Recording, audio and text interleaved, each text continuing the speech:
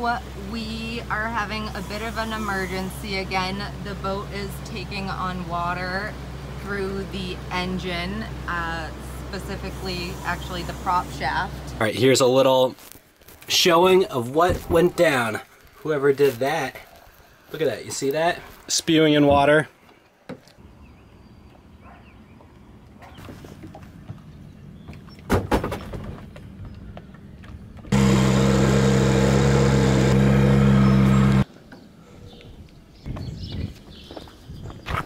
Love you. Kate and I have a friend of ours' car today. She's letting us borrow her car, which is very nice for her to do so. We can get some groceries, run to a marine store, get another part. I want to get another fuel filter. Yeah, I didn't feel good about leaving the dinghy down here on Market Street because, I don't know, you gotta go by your feelings, gut instinct. You gotta go with that. And when you get down here, the dinghies, even the paddle dinghy is locked up.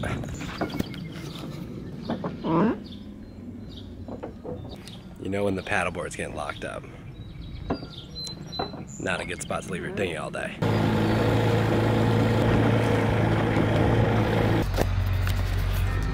Reunited with my girlies. Whoop, whoop. I need a shower, so let's just... First showers, then groceries, then I think I can go this marine way. store. All showered up, feeling good. Let's roll out, mamacitas. Let's roll.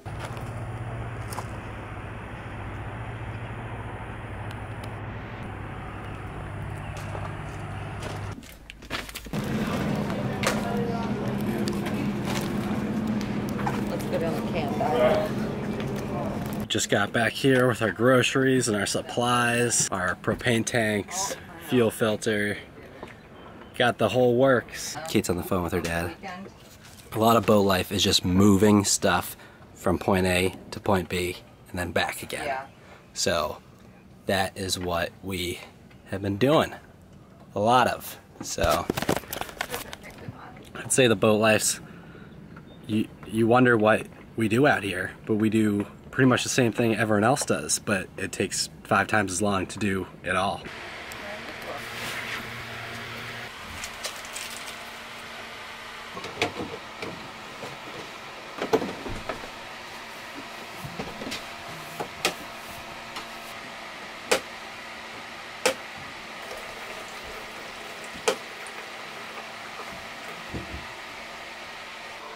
I'm replacing and cleaning out the fuel filter. So I believe this is the primary fuel filter, and it's like a Raycor Parker filter. But look at that. That's what could get clogged while you're out there. So I think the last time this was changed was 2016, so it's about time we clean it out, change it. I've heard you can reuse the fuel, but I'm seeing a little bit of floating debris in there and probably just fill it up with new fuel. I probably should have just unscrewed this vent and drained it that way to make it a little less messy on me, but it's been a while since I've done this. No air, no air. Engine.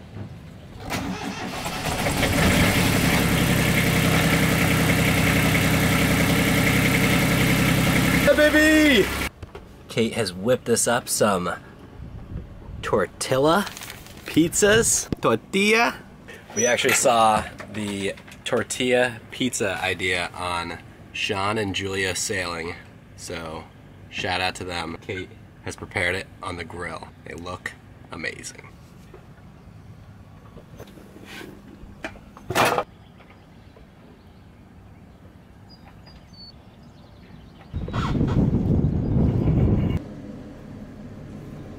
Today is the day. We are leaving Annapolis. We've got the dinghy on deck all cleaned down.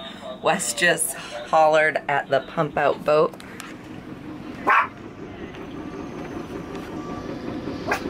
Yeah, sure, I can do that. We're just finishing up with the pump out, and then I guess we're gonna pick up the anchor and get out of here.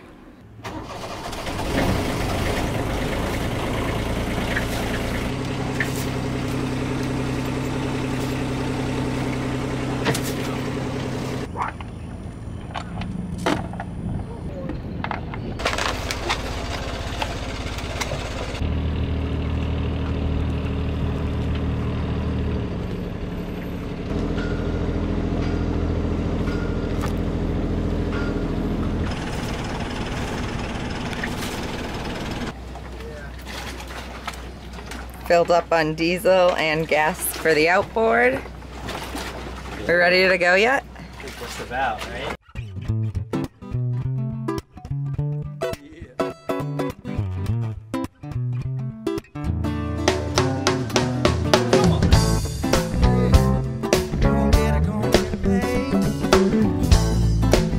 We are on our way to Rogue Harbor tonight. It's been a beautiful day. Wonderful day!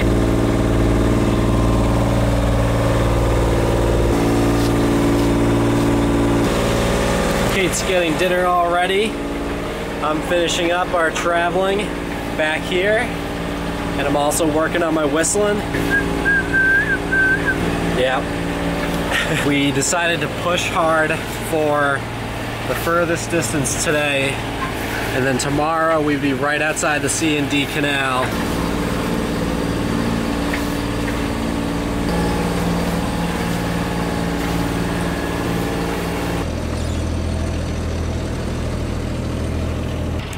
I think this is the spot. Just about.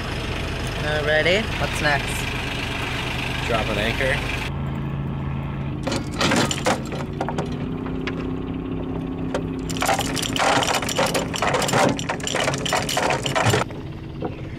So this is it for tonight. Yeah, tomorrow we're gonna be going through the C&D Canal. We're gonna check the tide, see what the deal is with that. Maybe we'll go early in the morning.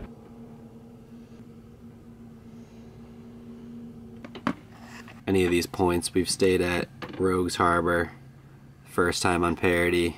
We chose this one here this time, right next to the Bohemia River, which is kind of open and shallow. We chose this spot, and it was rather bumpy, rolly, and some wind came through. There's a lot of current, so it's really not ideal. The same thing is going on over in across the canal in Old Reedy. Same kind of thing. Kind of exposed, open, lots of current. Not great.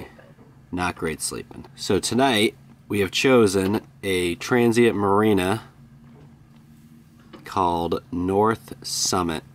So we are having a bit of an emergency. Wes is down below holding it together, and we've got the bilge running, and these nice gentlemen are towing us to the nearest hollow. Coast Guard, this is the ACC, over.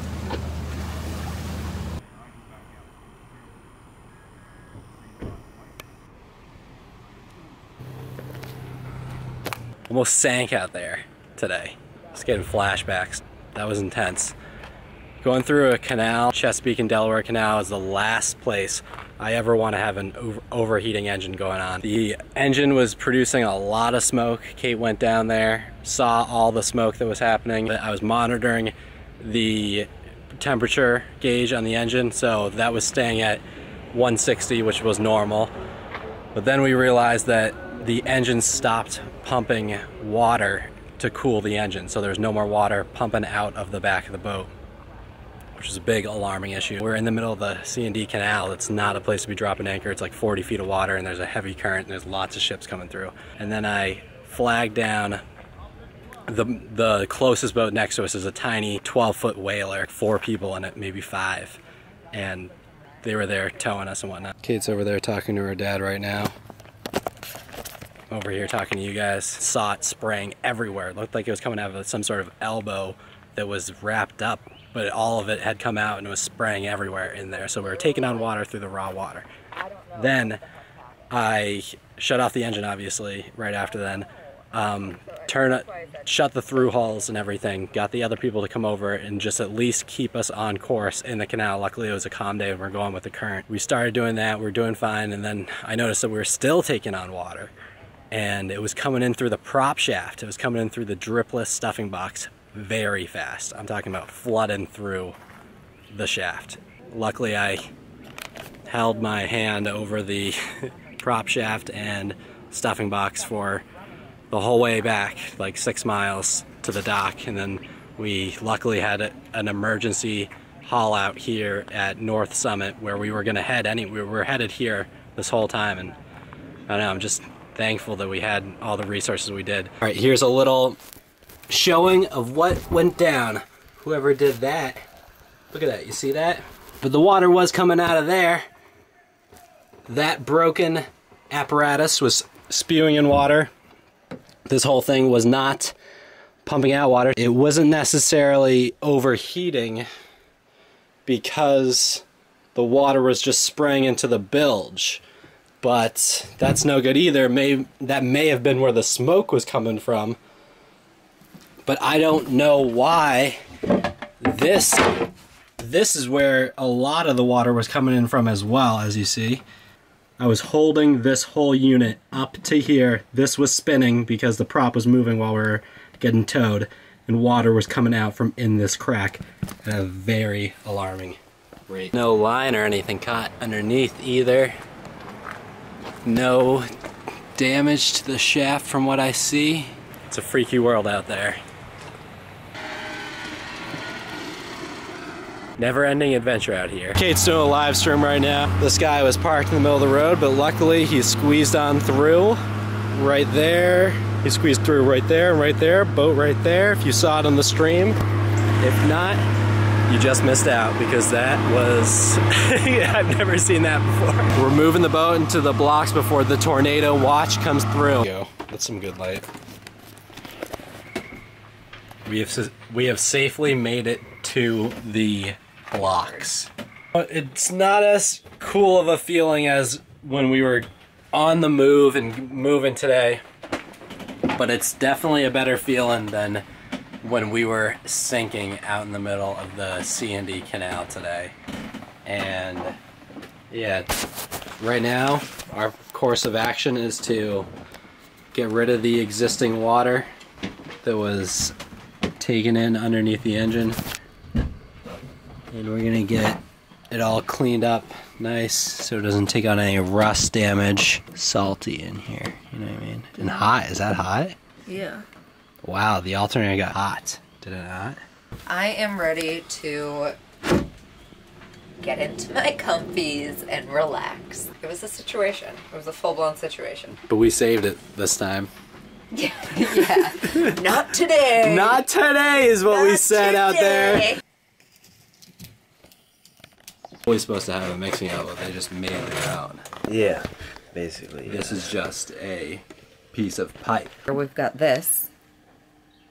Yeah, this is what was found instead. I guess their weld didn't hold. Didn't hold. But they also taped it up right here, so they knew it was weeping. Oh, they definitely did. Entire pipe here. Yep, from right there, right here. Yep. Yep. To your mixing elbow there. Is connects this. Yeah, exactly. Not even a correct marine engine piece. No. Holy crap. It's just some, you know, Home Depot DIY. I mean, obviously, but it it's broke. missing. Yeah, a weld. The piece of weld broke out or something. They welded this piece in, and then that little piece on the bottom they put on. Sorry to leave you hanging right there. That's all we got for now. Unfortunately, we got some stuff that we got to figure out. We do have that other part just came in, and this is all we can do for now, guys. If you want to help us out, I've heard a lot of people say they wanted a Wicked Salty t-shirt.